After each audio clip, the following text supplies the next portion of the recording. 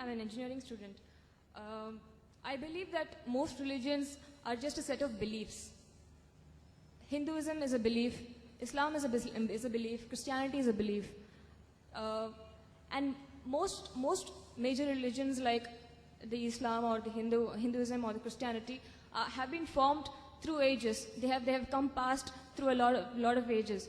So there can be a lot of additions and subtractions which can add value to the religion and which can also cause some kind of a demolition to the name of the religion itself.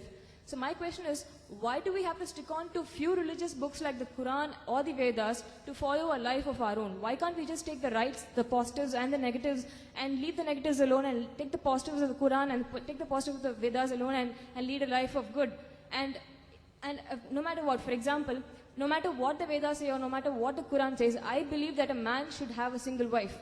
And I would definitely not agree upon the fact that the Vedas contain something like that or the Quran contains something like that. It is up to my conscience to leave off the negatives of however great a religious book might be and take the positive of the book alone. And why are we here to even discuss about why are we here to even discuss about the differences and similarities between the two great religions? Why can't we just take the positives of both religions and just lead a life of our own? That's my question. Sister asked a very good question. A very good question, a very relevant question. That why should we follow religion? Why Hinduism, why Islam, why Christianity? Why not follow the good things of all? And that's it. Finish. Who will decide what is good, what is bad?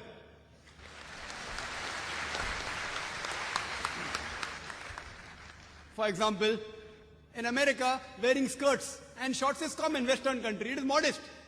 So for there, wearing skirts and shorts is modest. If you wear in Chennai, if a girl walks on the streets with shorts and skirts, you will call it immodest, including you, sister. Even you will say she is immodest. So what is modest in America is not modest here. When I went to America a few years back, there was a person who told me that you Indian women, you are immodest. I was shocked. Why? How come Indian women are modest? Because when you wear the sari, you show your belly. So for the American, the woman showing the belly is immodest. So who will decide? If you go to certain Muslim countries, the Arab countries, looking at a woman, staring at a woman is immodest. Here, as long as you don't touch a woman, you can talk to her, you can look at her, it's modest. Therefore, when you greet the Indian, they say namaste without touching. In the Western countries, it is common that you shake hands. So shaking hands between a lady and a man is modesty. As long as you shake hands and don't touch any other part of the body, in some Western countries it is modest. In other Western countries, kissing a woman on the lips and the cheek is modest. In some Western countries, you can do what you want, the male and the female. As long as you do willingly, it is modest. Who will decide? Who will decide? Who will decide? If you go to America, there are nude beaches. There was a ship, I read in the Times of India 2 months back, a nude cruise. Nude. Everyone in the ship will be nude. For them it is modest. Who will decide? The best person to decide is the Creator, sister. Now I am asking you, who will decide what is right, what is wrong? Who will decide? And if you say that select the best, I am with you. I agree with you, sister. Select the best of all the religions. So that's what I have done. I have selected the best from the Vedas.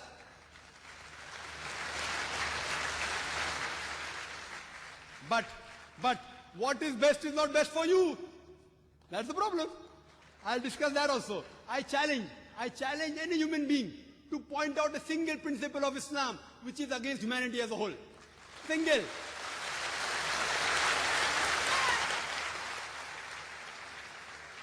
I challenge, I say, I'm not speaking on behalf of the other Muslims. I'm putting my head on the guillotine. I challenge anyone.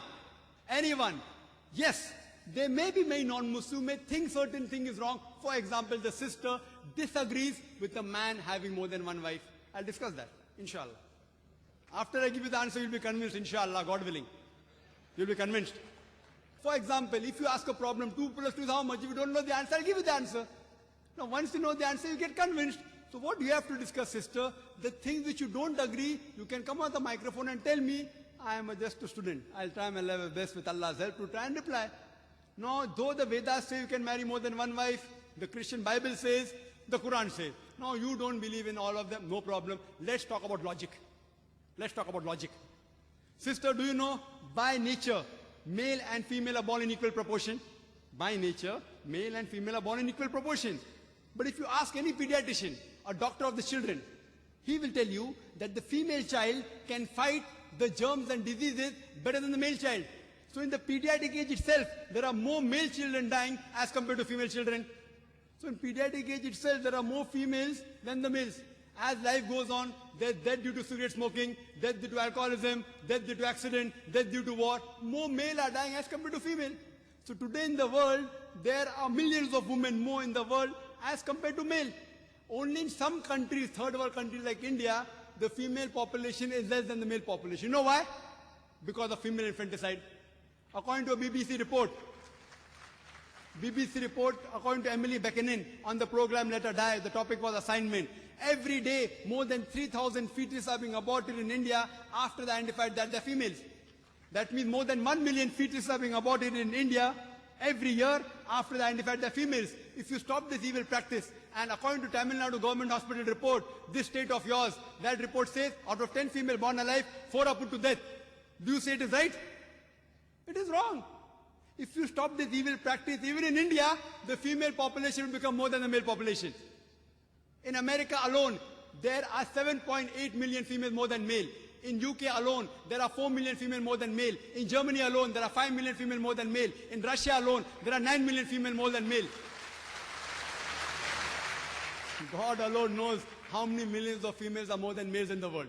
Suppose, sister, hypothetical question. Suppose my sister happens to live in America. Or suppose your sister happens to live in America, USA.